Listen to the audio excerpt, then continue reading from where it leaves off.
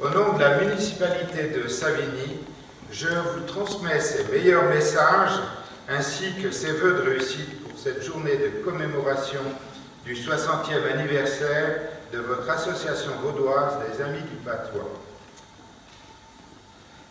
Bien sûr, je connaissais en habitant Savigny, je connaissais l'existence de cette plaque dédiée à Jules Corday au mémorial du Vieux Collège de Savigny, et même je me suis arrêté devant pour la contempler et la traduire.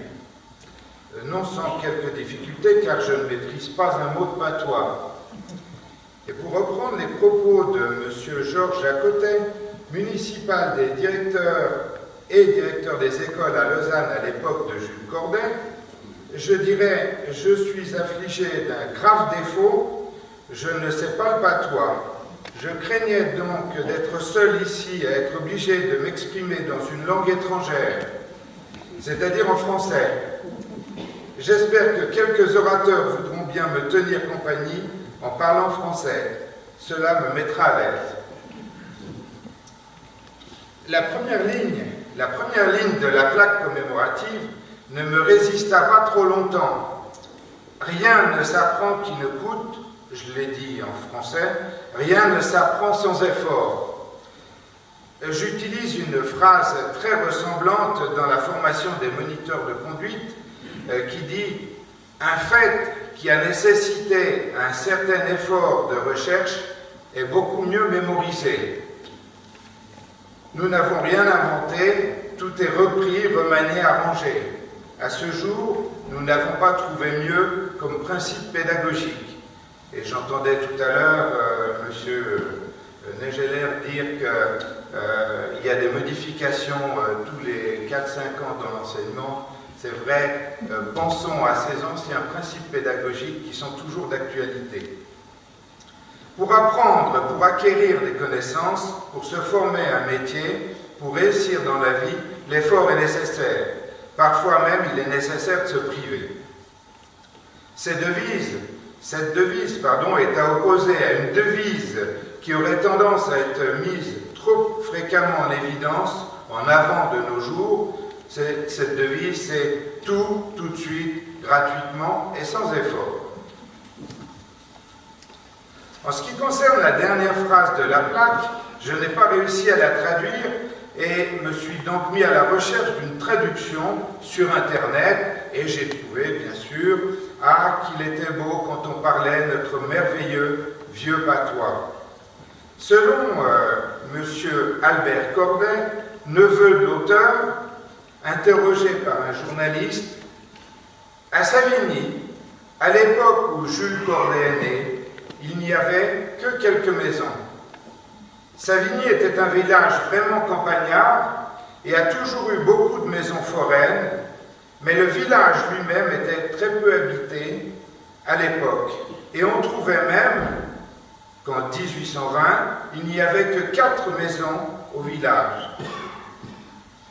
Il y avait donc la cure, disait Albert Corday, il y avait donc l'église, le temple, et puis donc une vieille maison sur le Crêt, où se trouve une école maintenant, et puis la maison natale de Marc à Louis, qui était donc une maison qui avait une épicerie, et c'est là que toute la famille de Jules Corday a vécu. Elle a été démolie en 1821. Elle était entre la cure et l'hôtel des Alpes, en bordure de chemin. En ce moment, il n'y avait pas de grande route et pour aller à Lausanne, il y avait un grand chemin qui montait en haut du village et on passait par les Gavardes, un petit chemin pour aller à Lausanne. Et oui, monsieur Albert Corday, je pense vraiment qu'il faisait bon vivre à Savigny à cette époque. En effectuant ces recherches, j'ai bien sûr beaucoup appris sur Jules Corday. Un passage de la Nouvelle Revue dit de Jules: il était toute une époque, il était surtout le conservateur d'un certain esprit vaudois, des particularismes de ce canton, et parler avec lui, c'était revenir au temps aimable de la petite Lausanne, où les paysannes du marché discutaient le prix en patois entre elles pour les annoncer en français aux acheteurs après arrangement. La connaissance approfondie qu'avait Jules Corday de notre vieux langage, dont aucun terme ne lui était étranger, était avec raison très appréciée de tous ceux qui s'intéressaient encore à cette langue savoureuse. Combien d'entre eux n'eurent-ils pas recours à son inépuisable bonté, comme à ses extraordinaires connaissances, afin de trouver l'explication de locutions pourtant bien de chez nous, mais dont il était souvent seul à pouvoir déceler l'origine. Tant et si bien que l'on disait volontiers que si le patois devait être enseigné dans les écoles supérieures, Marc Allouis aurait été à tous égards qualifié à cet effet. On disait encore de vous, monsieur Jules Corday, doué d'une intelligence incisive et d'un bon sens inaltérable, Jules Corday fut, tant comme instituteur comme inspecteur scolaire, un pédagogue plein d'une sagesse souriante.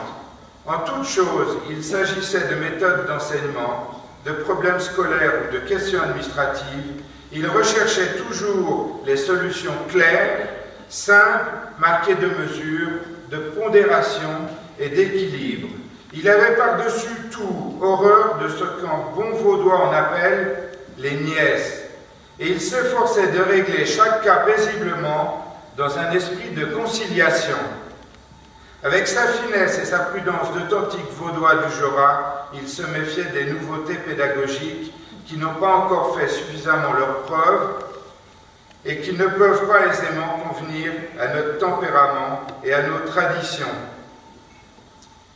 Monsieur Jules Corday, je vous admire et j'aurais bien aimé vous connaître. Un petit mot maintenant pour faire une comparaison avec une langue qui m'est chère, que je ne maîtrise pas, ne me demandez de ne pas parler de cette langue. Je suis d'origine bretonne, je m'appelle Coquille Silver, mon nom Coquille est un nom qui est originaire de la Bretagne, des Côtes d'Armor, et toute mon enfance a été bercée également par le breton. Et en lisant toute l'histoire du patois vaudois, j'ai cru me retrouver chez moi. Au début du siècle dernier, mes parents avaient l'interdiction de parler le breton aussi à l'école. Et je voudrais vous donner un espoir à ce patois vaudois. Actuellement, en Bretagne, il existe des écoles, on appelle ça des écoles diwan, bilingues, où les Français apprennent le breton et le français conjointement. Ils peuvent même passer le baccalauréat en breton, les chèques, en France ils utilisent beaucoup les chèques pour payer leurs marchandises, sont établis aussi en breton. Et moi je voudrais donner un espoir à votre association et vous dire longue vie à votre association, afin de ne pas oublier qu'à Savigny, à une époque, nous avons parlé le patois. Merci beaucoup à tous et bonne fin de journée. Merci.